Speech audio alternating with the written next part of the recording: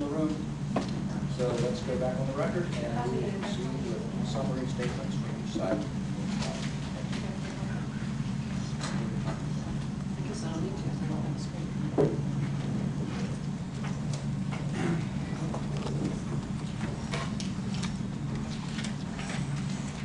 First of all, I want to thank you all for your patience, as always, for giving of your time.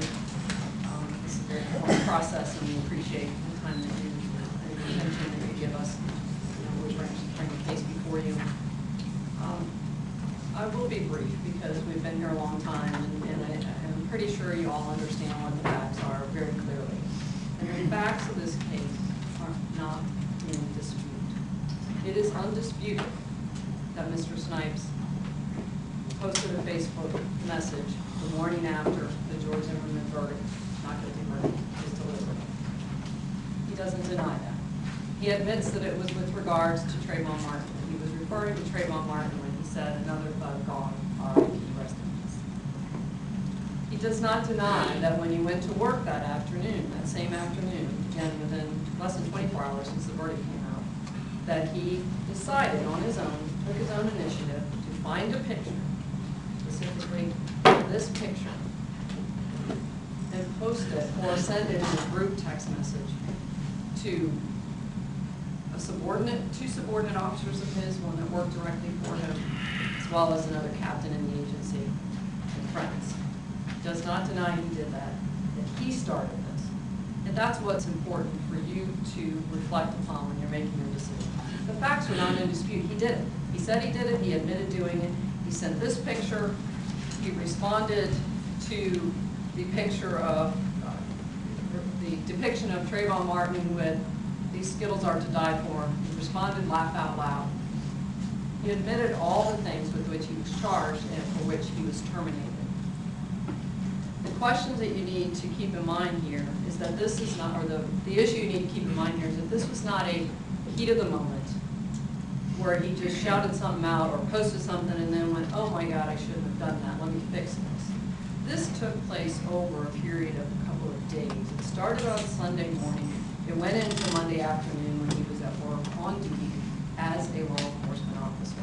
It's not about whether he's a racist or not, it's about the perception. And it's not about whether he turned it over to the media. Somebody did, and within 2 days, it was all over the front page of the paper. All of this is part of the reasoning behind Mr. Rectenwald's decision to terminate him. You can't pick any one thing and say, do you find this picture racist? Do you find this picture racist? It's about the whole thread and the context in which it was given, delivered, and then given to the media. It doesn't matter who told on him. Clearly the person that told on him wasn't a friend or cared a lot about the reputations of each department. It doesn't really matter why. What's important for you to keep in mind is that he, as a 24-year member of the department, a sworn law enforcement officer, was held to a higher standard. He had been told, along with everyone else, he went through the fire with the department. He went through the hard times with all the bad publicity over conduct of other people he worked with. So he knew that this was important to the agency. He was talked to by Mr. Rectenwald and by Director Swanson. And in April, just a couple of months before this, he signed the social media policy that said, don't do anything like this because it reflects poorly on the county, it reflects poorly on you, and it's not appropriate. Don't do it. And yet, he did it. He made the decision, and keep that in mind because he started this. Had he never sent that first photo, none of the other photos would have followed. None of this would have happened, and we wouldn't be sitting here today. He was at work when he made the decision to start this process. He wants you, as reasonable people, to find that it's okay for a law enforcement officer whose effectiveness with the public, it's not about whether the subordinates think he's effective or whether his effectiveness has been harmed by his actions. It's about what the public perception is and what the public's going to think if he's involved in a shooting with an African American or another minority, or if he's involved in a drowning case involving a minority. That's what it's about, the public's perception, not whether he's a racist, not whether he really did not help this person or didn't save somebody because of that. That doesn't matter to any of this. He sent the message to a subordinate, someone who worked directly for him, which tells that person it's okay to do this, and that's not acceptable for a law enforcement officer or a supervisor. And if we didn't call any other witnesses, and if you heard from nobody but the last two people that he called, they told you it was offensive. They didn't find it offensive, but both of them admitted it could be perceived as racist, it could be perceived offensive, and yeah, probably most people would be offended by it. So that's what you need to focus on.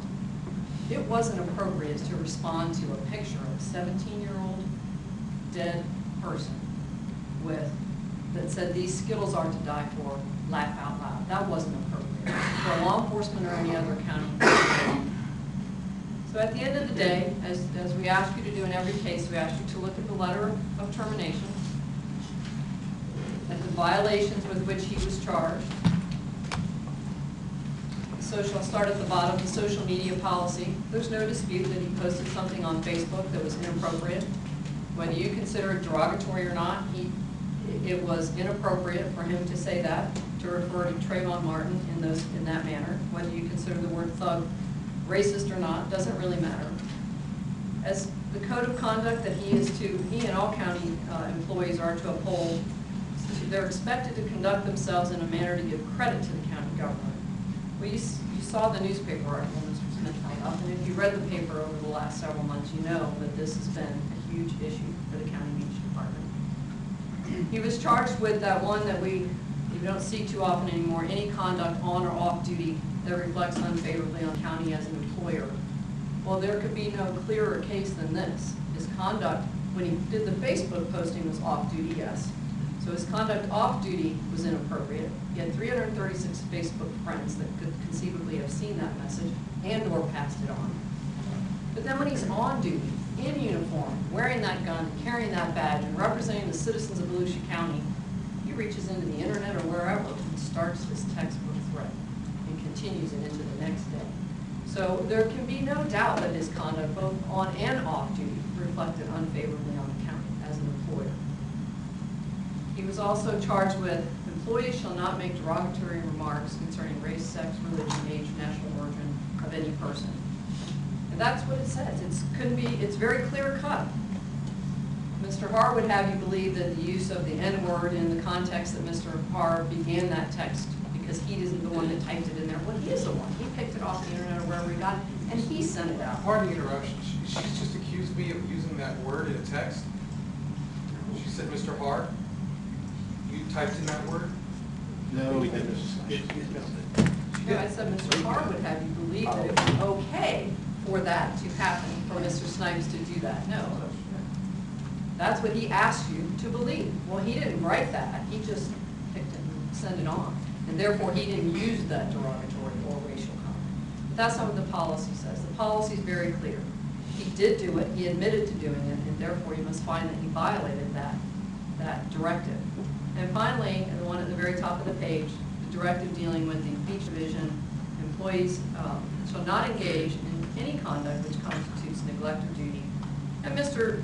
Rechtenwald said, that wasn't the main focus, although he was on duty when he was sending these text messages and responding to the other text messages. But particularly the second part, which says, or which is likely to adversely affect the discipline, good order, or reputation of the division. And we believe the evidence has shown, by his own admissions, that that is exactly what he did. And I believe that your job is your job under the merit rules are to make findings of fact as to each of those violations, determine whether the county has proven that he violated them, and then consider whether the punishment was appropriate, fair, and consistent. We've had a little bit of testimony about the social media policy and prior discipline. It is a new policy, so there's not a whole lot of prior discipline out there, but that's not the important focus. The important focus is that it wasn't just that policy with which he was charged to have violated. It was all the other ones together, and it was the entire timing of everything that is part of this. Mr. Rechtenwald did a good job of explaining to you, I believe, why he felt termination was the only appropriate penalty in this case. And I ask you to deliberate, to reflect on that. He has an obligation as the appointing authority and the person in charge of that department to not only look out for each employee, but also the whole department and the whole county government. And so at the end of the day, we ask that you find that he did violate these directives with which he was charged, and that termination was the only appropriate penalty in this case, based on the timing of the events, the nature of the events, the fact that he is a law enforcement officer held to a higher standard, and is expected to act appropriately in all circumstances, on and off duty. Thank you.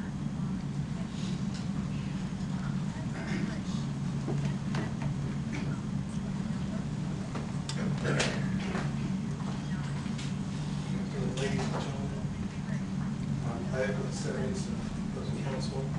One, thank you for your time. Thank you for the opportunity you have afforded Mr. Snipes, as well as me, to be part of this case. You've heard conflicting testimony regarding some of the issues. Going back to my opening statement, I mentioned there were going to be two things we were going to be discussing here today. Whether or not my client violated policies, and if so, was the punishment given to him fair and reasonable? Well, what I think we have to do when we're deciders of fact is look at the evidence that's been presented. Now, with respect to this process, I don't have to prove the county's case. They have to prove their case. They have to prove that Mr. Snipes violated the policies that Mr. Reckenwald articulated in his notice of dismissal letter. We don't believe the county has done that based on the evidence. And we've seen the text. We know what text my client sent. We know that he sent a text which depicts Paula Dean in a situation that there's no question she was involved in at the time this text came out. This is not a Trayvon Martin text. We then know my client sent out this text with no commentary, no picture of Trayvon Martin, nothing. Now, the county would have you punish my client for additional texts that were made part of the thread by other people. This text and this text. But punishing him for the actions of others doesn't show that he has violated the policy. They are extending the policy well beyond its intended purpose.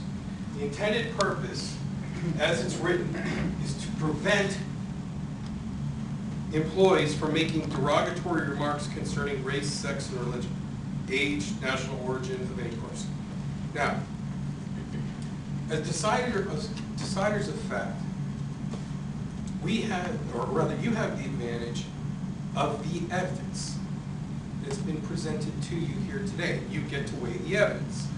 Now, if you look at what the evidence that's been presented here today, the first thing we learned is we have a law enforcement officer of 24 years of service to this community.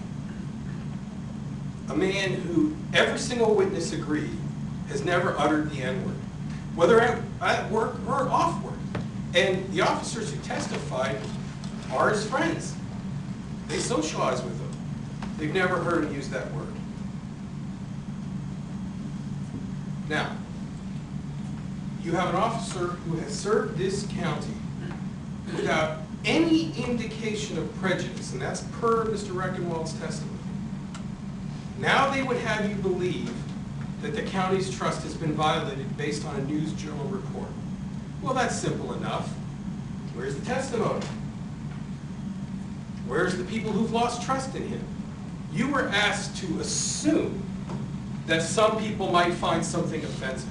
The reality of it is, in this day and age, people can find pretty much anything offensive. That's just the reality. Have I been subjected to racial slurs and religious slurs? Absolutely. Absolutely, in my professional career. That's not what happened here.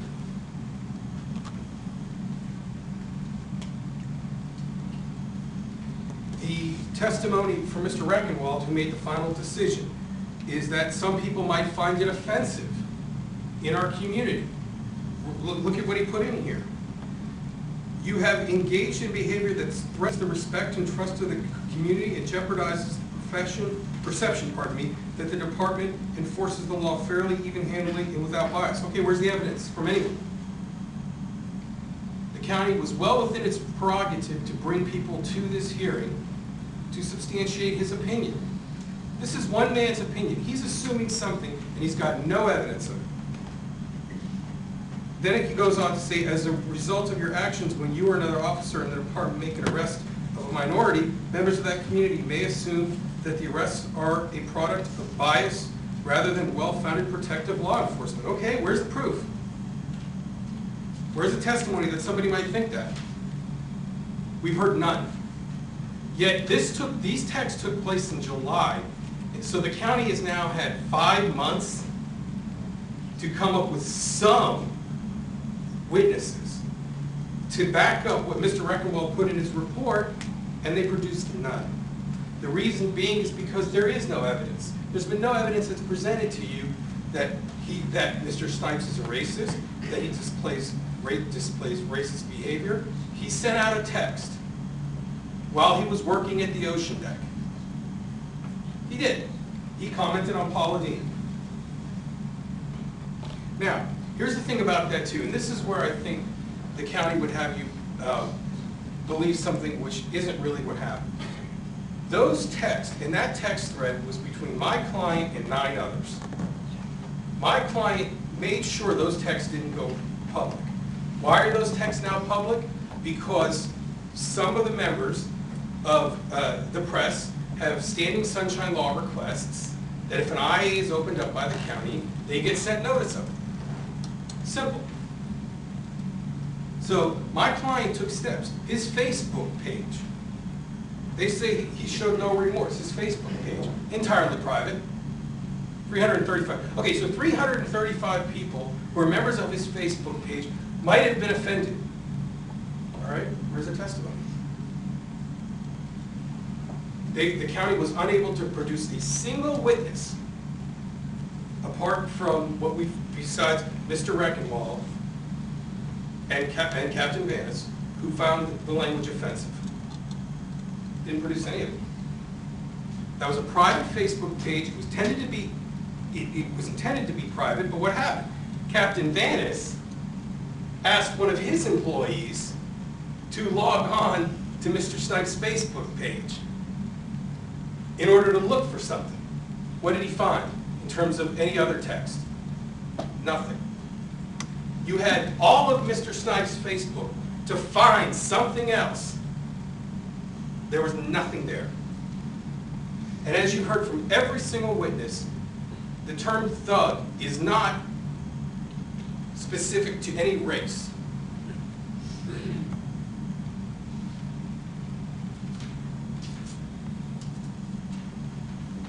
It would appear that also Mr. Reckenwald has sort of implemented his own zero tolerance policy above and beyond what is actually in the policy that applies to this hearing here today.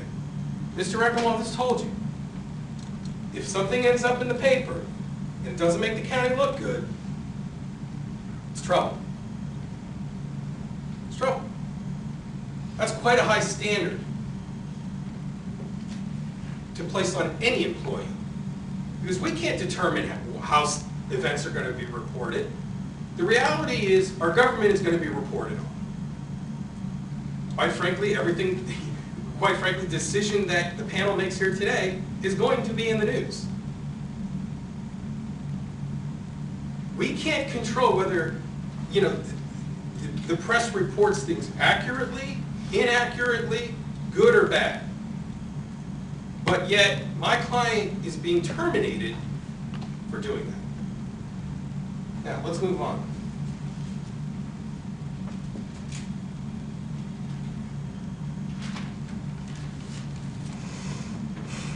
one of the things that Ms. Jones and I talked about was the concept of consistency of ruling, right? We may have done that. And Ms. Jones indicated that was something that she talks about usually at the close of all times. And she kind of alluded to that. There has been one social media violation policy that we presented here today, and that was a write-up.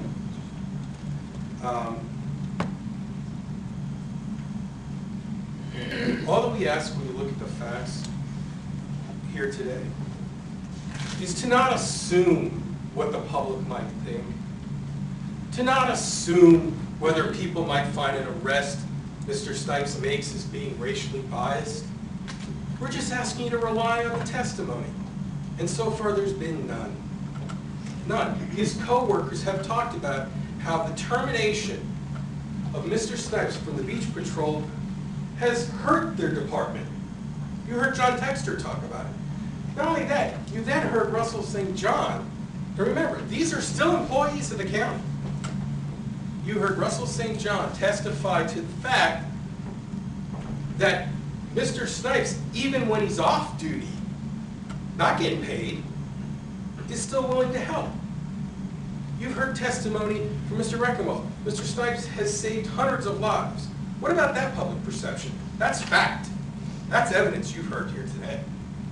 There's no denying that Mr. Snipes has never displayed racist behavior, never showed a bias towards minorities, aside from what the county would have you believe based on some text, a thread of text, most of which he's not even responsible for.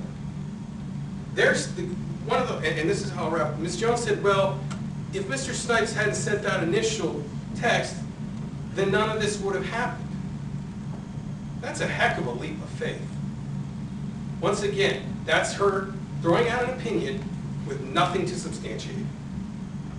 So what we ask you to do, please, is to make a recommendation to Mr. Deneen at the end of this day that Mr. Snipes should be reinstated in his position as captain so that he may continue to perform the same way his track record shows for 24 years. No incidents of bias towards minorities. No racially insensitive behavior. Nothing. Because the unique thing about a 24-year record is if he really is all these things the county would have you believe, it has to show up somewhere along the line. He's never looked at a person's race when rescuing them or making an arrest. He's done what he's obligated to do, and he's been a service to this community. And that's why we ask you to reinstate him. Thank you very much.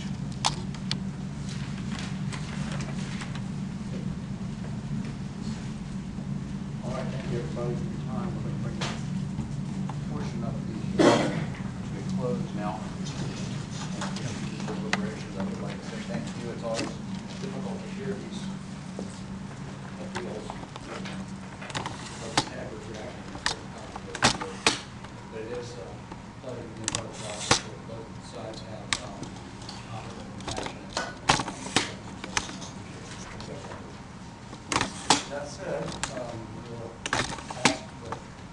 back to the board.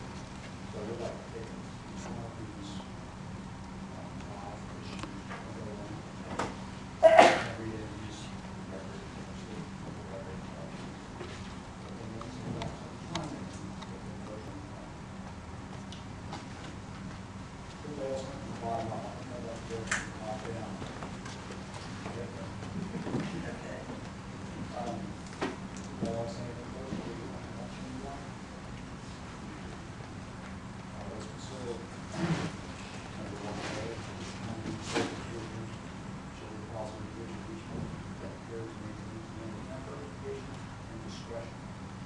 shall not contribute to the constitutional or which is likely to have a certain effect, discipline, or order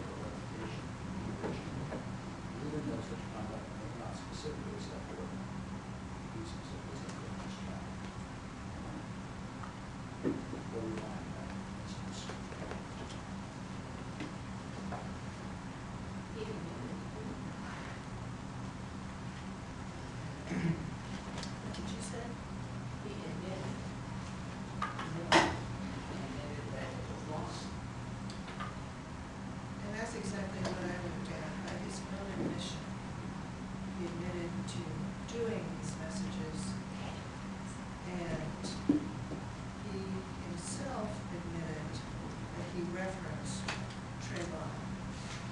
He told someone, Captain Vance or Mr. Reginald, that he had referenced Trayvon.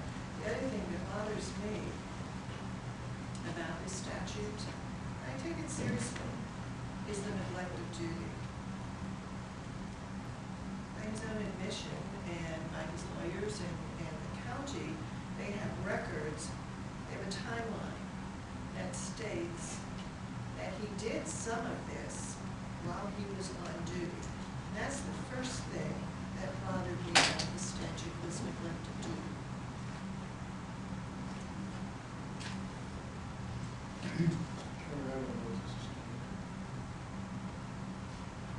Further comments on the resolution?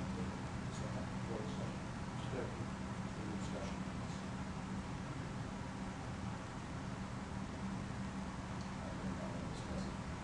It's, the first one is, shall be a policy of provision that employees maintain and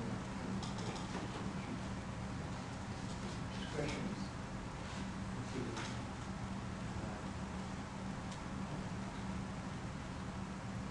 I agree. I guess I could just stick to it, because it's on the floor, and I don't think that this particular, I do feel that this was a very bad decision to stop on.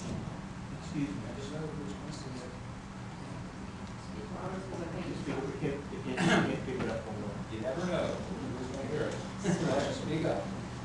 If you put something on social media, you can't put it away there, it's going to end up. I just, the way of life in America, I don't like it necessarily, but it is. You live under it, it's a supervisory position, but Mr. Snipes knows that. So, that's my comments. Further discussion? Motion on the table, all in favor say aye. Motion carries.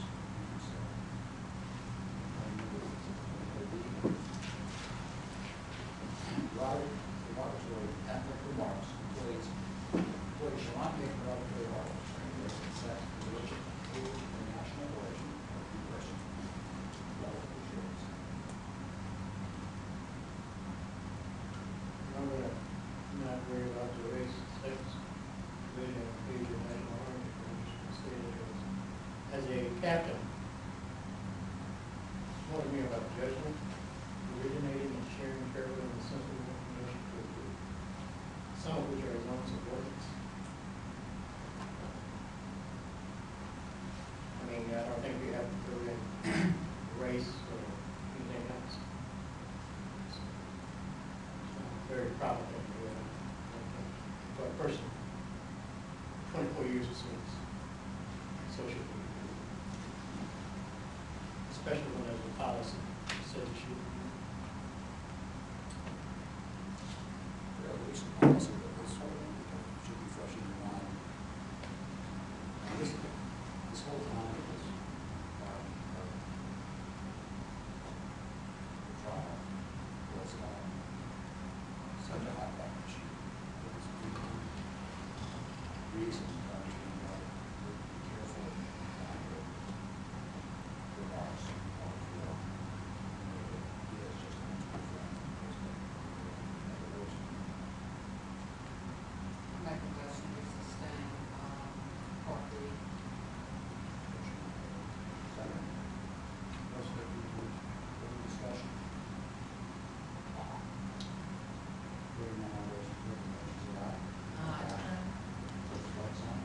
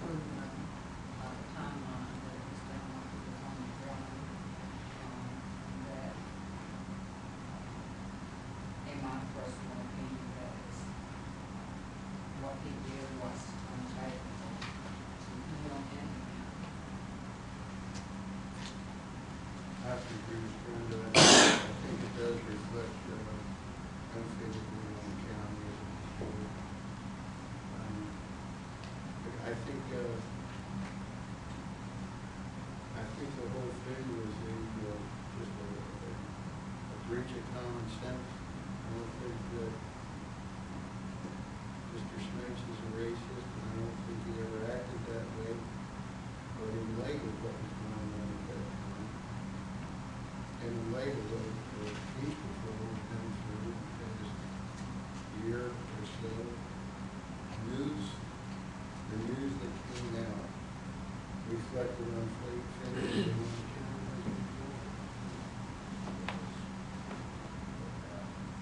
I believe it is a gravel thing.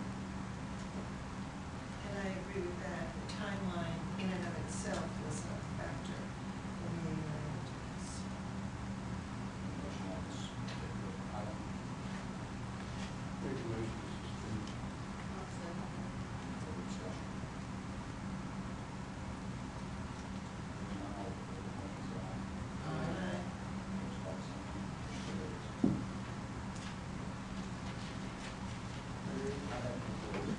Board conduct, employees of the county government are employed to provide a service to the citizen and are expected to conduct themselves in a manner to credit to the county government, public officials, fellow employees, and themselves.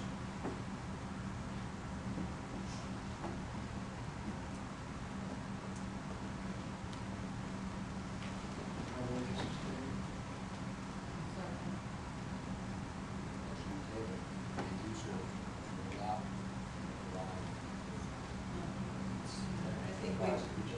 I think we've already said what we thought, and there is overlap here.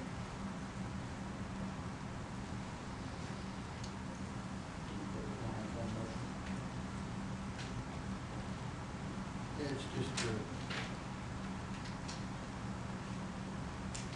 we signed up to do this job, and it seems as if this never gets any easier. It becomes more difficult all the time. And I think what happened was it was a terrible lapse in judgment. I don't think that Captain Snipes is a bad person, but I think it was a terrible lapse in judgment. It's a lapse in judgment. You just can't have a senior law enforcement person out of that kind of lapse in judgment. Yes, it is, it's a higher calling, and yes, it is held to a higher standard. But I think he is aware that he's being held to a higher standard. But I don't think he conducted himself in a way that was favorable to the department or to the county. And I'd like to make a comment. I agree with what you said. One thing I do want to say is that even though this was terribly bad judgment on Mr. Snipes' part, I do want to commend him that he stepped up to the plate and that he admitted. I think there is something to say for that record of 24 years. But unfortunately, this bad judgment, I feel, is substantiated by the evidence. I don't know how you take it back. I don't know how you take it back. It was directly announced that this member would fix this, and I don't know how he takes this back, especially after it's been on the front page of the news.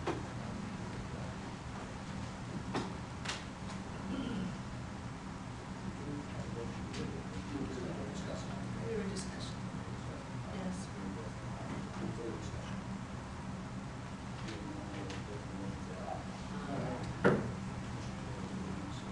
Mr. Chair, before you engage in discussion regarding the penalty, just clarification with respect to 1A. And just so that we got all the findings correct. There was discussion on 1A with respect to the conduct. There was also some discussion with respect to whether or not the conduct is constitutes neglect of duty. Is there any finding with respect to whether or not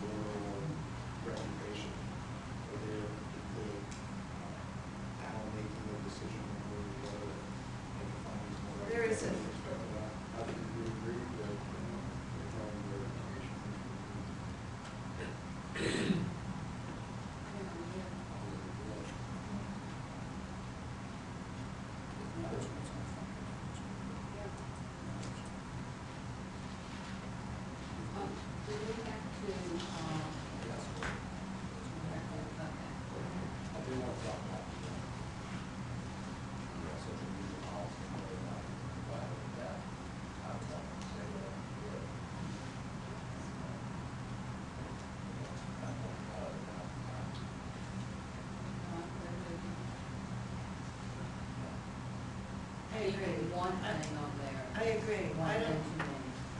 exactly.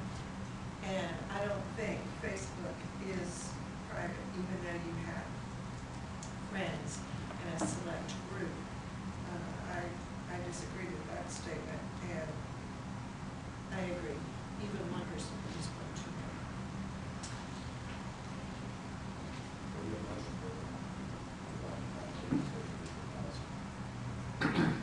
make a motion. So, this is kind of, is that, that's a part of this. Further discussion on the motion?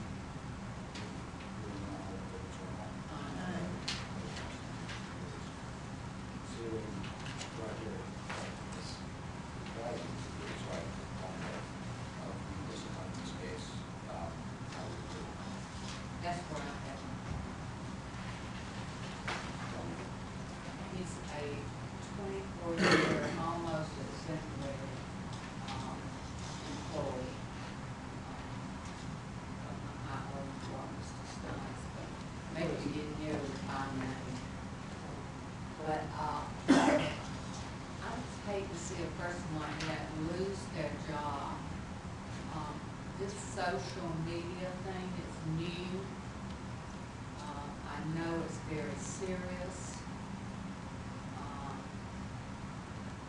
But I just don't feel that what he did, and he admitted he did it, serious enough for termination. My personal opinion.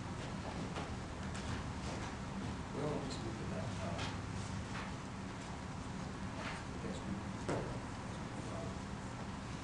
so yes, our job is not necessarily to stand, this is figure to stand in the president of the county, just for a substitute our judge. I feel that I may not have really good to us, and a lot of other steps that will stop this behavior, just what this is for. That said, this was an egregious case, and the law made it on the table, and I think the county has a responsibility, and certainly has the option, in this case, to fire him. Well, within the worst. That way myself, I feel that they were able to do that, and just sort of work it without, Well, how the rest of us do it. 24 years, nothing. Let's just think about the judgment. You used to put a judgment. And that's what Mr. Streeter was, I said, you used to put a judgment. And he involved subordinates. Along the lines of progressive discipline. And I have to do a friend of mine. But you can skip over it, I understand. Or you can take step by step. I understand some new laws. Kind of torn between termination. I have a very, and I know how, I understand all of this. And I'm just doing full judgment, in essence, is what this is. It's a full judgment. No. So, it seems that in the world of progressive discipline, somewhere I have to read it before. After 24 years, it's probably responsible. Well, go back. Or let me, what were some of the type of, I don't have slight idea what that is, but, I think it's a little, but I don't think it should put it unrecognized. Because, man, you can, And he admitted it. and he admitted it. And though he didn't have an answer for a solution, well, we would. And I don't know how it came about, anything else, but he did it. Terminated 24-year person with nothing on the record. He losing a lot of money, this person, training. And you know what, losing somebody who knows what he's doing. So,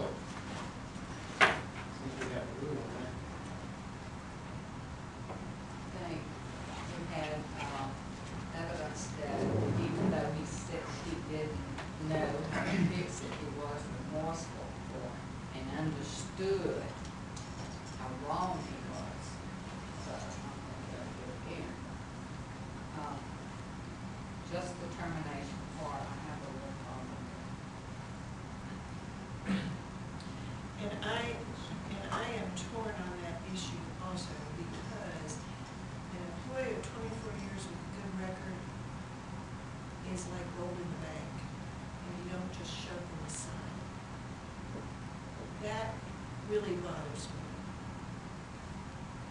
And yet, the other thing that I think about is that an employee of 24 years also knew the policies. Yes, he stepped up to the plate, and that's very important to me that he did that. I think that's excellent. I think that speaks to his character. I think this, excuse me, incident was bad judgment and nothing more. But an employee of 24 years also knew the policies, and he signed the policy. I mean, he was told by two people about social media. So I'm having to wrestle with that also on the other side. I'm just bringing that up as a point of discussion, weighing the pros and cons right now, because I'm really torn with this. Yeah, I hate to, I hate to see somebody's career thrown away. I don't think he would ever do anything like this again. I think if you allowed him to, he finish his career in the way that he's done up until now. That's what makes this so hard. That's what makes this so difficult.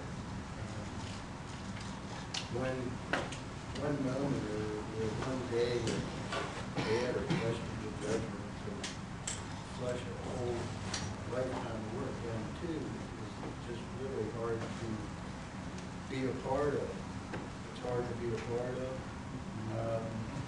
And I would say that I think the punishment was rather harsh. But there should, maybe there is some alternative, maybe there is something that could be done. But it just does seem harsh.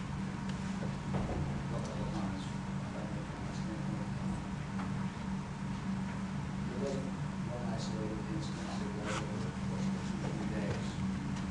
But not a 7-day or something, so a relatively brief period of time, but it wasn't a single event. And in reference to what the county has gone through in terms of their deliberation, this decision, I do believe Mr. Reginald considered this a considerable process, not easy to terminate, particularly on investing as much in. And that's the majority of our respect for the years of service.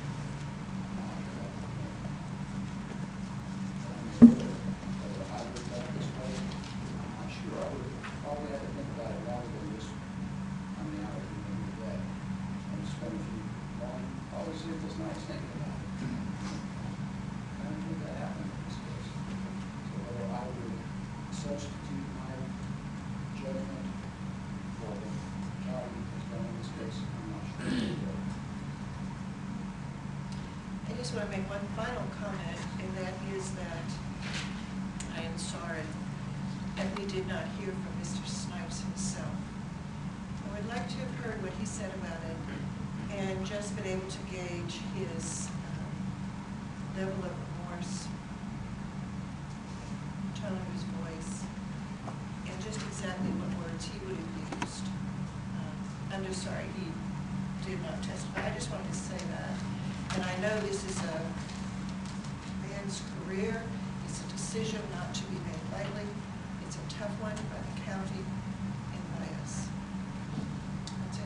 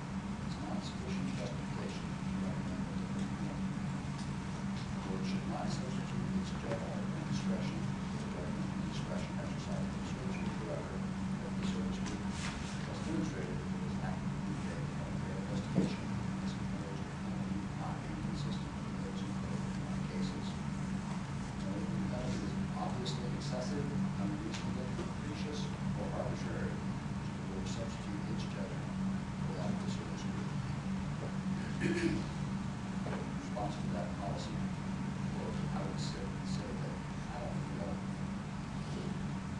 feel that it's, which is arbitrary. I was just reading that first paragraph again. Go ahead. What you were going to say, I was just reading. I think for a first offense, and this seems like a first offense, even though it lasted several days, is excessive. Termination is excessive for a first offense for an employee of 22 years. You need that motion? We should have a motion somewhere.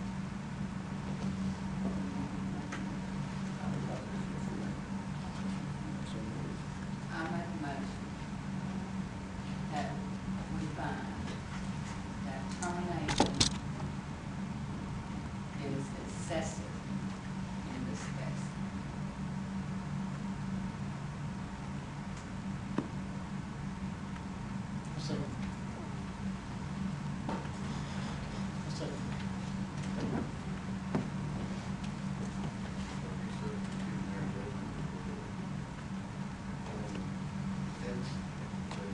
Well, That's what we're doing. According to that paragraph, the package just got closed.